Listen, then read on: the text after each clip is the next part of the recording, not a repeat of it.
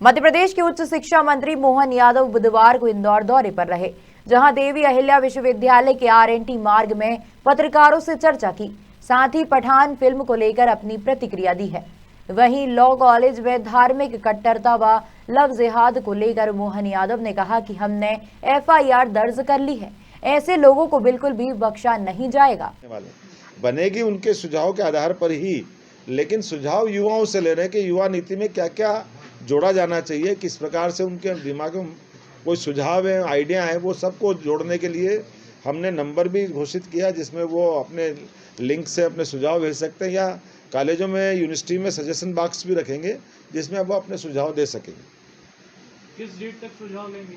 अब कैंपेन चालू कर दिया, किस डेट तक सुझाव लेंगे? ये नंबर तो हम तुरंत आज ही निकालने वाले हैं, लेकिन ये मोटे तौर पर अपने यहाँ हम 20 से 30 का 10 दिन का अभियान चलाने वाले हैं, लेकिन वो समय कम नहीं रहे, इसलिए पर्याप्त समय अभी से बात कर रहे हैं।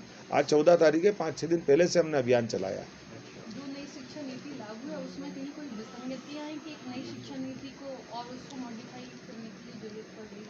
अरे आप थोड़ा सा अंतर कर रहे हैं। नई शिक्षा नीति अलग है, युवा नीति की बात कर रहे हैं। आज युवा नीति की बात कर रहे हैं। जैसे शिक्षा के बाद में भी युवाओं का अपने जीवन में किस प्रकार से उपयोग हो, उसके मन में और अपनी कल्पना क्या है, वो कैसे अपने समय का सदुपयोग करे। देश और दुनिया के परिप्रेक्ष्य में अब दुनिया छोटी हो गई, डिजिटल हो गई है, तो उसमें वो अपनी भूमिका कैसे निभाए। ये हमारे स्वरोजगार के बहुत सारे कार्यक्रम चल रहे हैं, उन कार्यक्रमों के दरमियान में भी और क्या सुधार करना चाहिए, किस प्रकार से बढ़ना चाहिए। युवा नीति के माध्यम से कल्पना तो हमने हमारे लेवल पे की है, कुछ बिंदुओं को लेकर के जैसे मैं आपको बताना चाहूँगा। इसमें एक अपने पास में खास करके जैसा एक कार्यबल ऐसा बना रहा है, जैसे शिक्षा के लेके क्षमता और गुणवत्ता आगे बढ़ाने की कार्रवाई हो सकती है। कौशल विकास और आजीवन शिक्षण के लेकर के भी बढ़ावा देने वाले काम हो सकते हैं। रोजगार और कौशल के लिए भी विविध क्षेत्र है, जैसे लक्षित युवाओं तक उसमें अपना लाभ पहुँचे, सरकार और अपने स्टेक होल्डरों की भूमिका तय हो जाए, प्रणालियों और स्टेक होल्डरों के बीच में संयोजन बढ़ जाए। इसी प्रकार से उद्यमशीलता और सामाजिक संप्रेषण के काम भी इसमें आगे ले सकते हैं। इसमें भी इसी प्रकार से युवाओं को इसको किस टाइप से लाभ दिला सकते हैं। स्वास्थ्य और जीवन शैली को लेकर के भी विषय हो सकता है। खेल है, सामाजिक मूल्यों को बढ़ावा देना, केवल किताबी ज्ञान को नहीं देकर हमारा जो अतीत गौरवशाली रहा है उससे जोड़कर कैसे दे सकते हैं। खेल का भी आजकल बहुत स्कोप है और हमने खेल को शिक्षा नीति में भी लिया है, लेकिन इसके अलावा भी और क्या क्या कर सकते हैं। ऐसे अनेक प्रकार के इस प्रकार सामुदायिक विनियोजन का भी एक बड़ा अभियान हो सकता है। तो ये अलग अलग हमने कुछ बिंदु निकाले हैं, लेकिन इसके अलावा भी जो हम कह रहे हैं वो पर्याप्त नहीं है। ये समूचे युवा जगत से निकल के भी बात आए और फिर हम इसको नीति बनाने वाले हैं।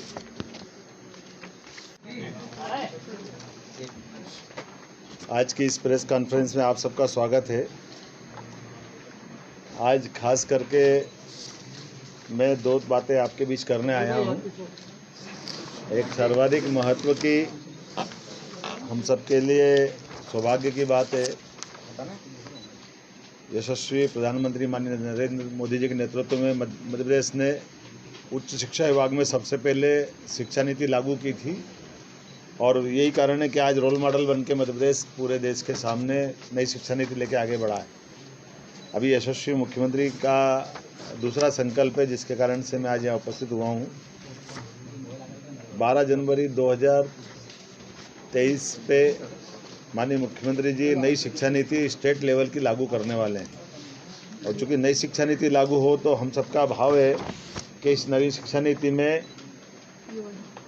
युवाओं को अपनी क्षमताओं के लिए खास करके युवा नीति बनाने में युवाओं का योगदान लिया जाए।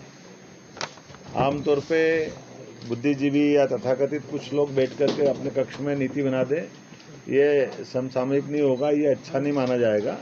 इसलिए माननीय मुख्यमंत्री जी का आग्रह है, उसी कारण से 4 मंत्री समूह की एक कमेटी बनी है, जिसमें हमारे खेल एवं युवा कल्याण मंत्री श्रीमती यशोधरा सिंधिया जी, चिकित्सा शिक्षा मंत्री, उच्च शिक्षा से मैं स्वयं, वो स्कूल शिक्षा, हम सभी अपने अपने क्षेत्र में काम कर रहे हैं। उच्च शिक्षा विभाग ने निर्णय किया है, एक टेम्पलेट जारी कर रहे हैं, जिसके बलबूते पर एक नंबर जारी करके हम अपने सभी विद्यार्थियों से, युवाओं से युवा नीति किस प्रकार से बनना चाहिए, उसमें क्या उनके सुझाव है, किन किन तरह से इसको जोड़ा जा सकता है, वो सुझाव में सबकी सहभागिता लगाने के लिए से महाविद्यालय, विश्वविद्यालय केवल किताबी ज्ञान का केंद्र नहीं बने, ये रोजगार से, स्वरोजगार से संपूर्ण रूप से स्वावलंबी बने। और उसके अलावा भी सब जीवन के सब क्षेत्रों में, वैसे तो शिक्षा नीति में ये जुड़ा हुआ है, हमने एनएसएस, एनसीसी, खेल, इन सबको भी पाठ्यक्रम का हिस्सा बनाया है और साथ साथ वो बीए, बीकॉम, बीएससी के दायरे से भी बाहर किया है। ज्ञान की कोई सीमा नहीं होना चाहिए, न विद्यार्थी की उम्र की कोई सीमा हो, ये नई शिक्षा नीति में आता है। लेकिन फिर भी युवा नीति के नाते से एक उनके मन में जो जो विचार होंगे, अभी समग्र रूप से विचार संकलन करने का एक अभियान चलेगा। और आज आपके माध्यम से मैं उच्च शिक्षा विभाग के हमारे 20 लाख विद्यार्थियों के लिए लगभग 538 कॉलेज, 16 गवर्नमेंट यूनिवर्सिटियाँ, 42 हमारी प्राइवेट यूनिवर्सिटियाँ और 20 लाख विद्यार्थियों में कैंपेन चलाने का आज से शुभारंभ हो रहा है, जिसमें हमारे हर जिले के हर संभाग केंद्र पे या नीचे के स्तर पर पूरे प्रदेश में सभी युवाओं से अलग अलग प्रकार से सुझाव आमंत्रित करने का अभियान का शुभारंभ हो गया है। मैं उम्मीद कर रहा हूं कि जिस प्रकार का वातावरण अभी बना है, निश्चित रूप से आने वाले समय में 2023 की जब युवा नीति लागू होगी, उसका लाभ हमारा प्रदेश का युवा उठाएगा। क्योंकि दुनिया का सबसे युवा देश अगर कोई है तो भारत है। और मुझे इस बात की भी आपकी जानकारी सबको है ही है, लेकिन दोबारा दोहराना चाहूँगा कि जनवरी 2023 के बाद सबसे ज़्यादा आबादी वाला देश भी अगर कोई रहेगा दुनिया में तो भारत रहेगा। ऐसे में हम सबकी जवाबदारी ज़्यादा बढ़ जाती है कि युवाओं के लिए, उनके अपने विकास के लिए और देश और प्रदेश के साथ और समूची मानवता को साथ में लेके चलने के लिए उनकी अपनी एक युवा नीति होना चाहिए। उस नाते से एक विषय तो ये है। दूसरा विषय आपको कुछ तो समाचार पत्रों में आया है, चुने हुए अच्छे संस्थानों का एक बड़ा कार्यक्रम करने वाले हैं 16, 17, 18 जनवरी को, जिसमें सभी प्रकार के चांसलर, वाइस चांसलर और शिक्षा समूह से जुड़े हुए अच्छे समूह को आमंत्रित किया गया है। ये 2 दिवसीय आयोजन इंदौर में और 1 दिवसीय आयोजन उज्जैन में किया जाएगा। इसके करने के पीछे भाव ये है कि गुणात्मक शिक्षा की जब हम बात करते हैं तो गुणात्मक शिक्षा के साथ समसामयिक विषयों को लेकर के भी और देश के बाकी संस्थानों के साथ हमारे प्रदेश के संस्थान भी कदम से कदम मिला के चल सके, निजी क्षेत्र के हों या शासकीय क्षेत्र के, उसमें सभी प्रकार की संभावना दिखे।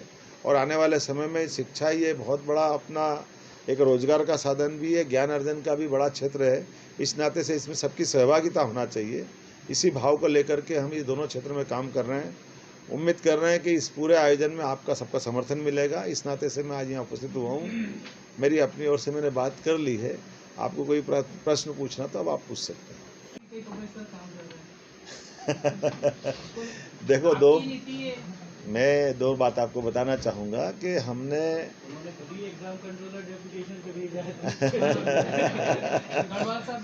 दो बातें एक साथ हो रही है कि हमने कहा गुणवत्तापूर्ण शिक्षा की जब हम बात करेंगे तो विभाग के लोगों को कहीं भी लाएं ले जाएं, इसकी कोई बंधन की कोई गुंजाइश नहीं। लेकिन ये बात भी सही है कि हमारे पास परमानेंट स्टाफ बढ़ना चाहिए, वो होना चाहिए। तो इसलिए हम लगभग 4000 सहायक प्राध्यापकों की भर्ती करने जा रहे हैं।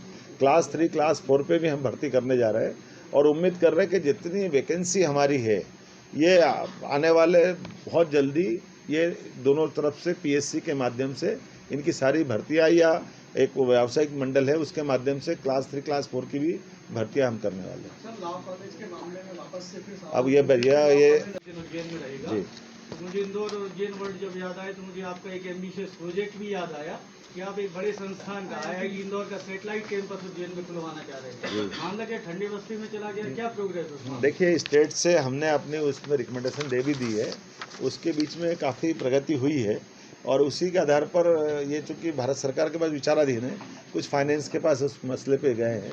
लेकिन ये बात सही है कि अब चूँकि अब केवल इंदौर उज्जैन की बात नहीं है, अब ये तो पृथ्वी छोटी हो गई है डिजिटल की। और आज तो 5G का लोकार्पण महाकाल लोक से माननीय मुख्यमंत्री करने वाले हैं। तो आने वाले समय में ये तकनीकों का लाभ कितना उठा करके शिक्षा के नीचे तक जितना सर्वव्यापीकरण करें उतना अच्छा है। मैं आपसे बिल्कुल सीधा सवाल करता हूँ कि अगले सेशन से वहाँ पर सैटेलाइट कैंपस चालू हो पाएगा क्या? मैंने आपसे निवेदन किया कि भारत सरकार के पास जो पेंडिंग है इसका जवाब तो भारत सरकार के शिक्षा मंत्री दे पाएंगे ना। हमने बना के भेज दिया है, यहाँ से चला भी गया है। हमारा जितना शेयर है उसकी बात भी हमने कर दी है, लेकिन वो तो भारत सरकार के शिक्षा मंत्री करेंगे। ब्यूरो रिपोर्ट, खबर मध्य प्रदेश, इंदौर।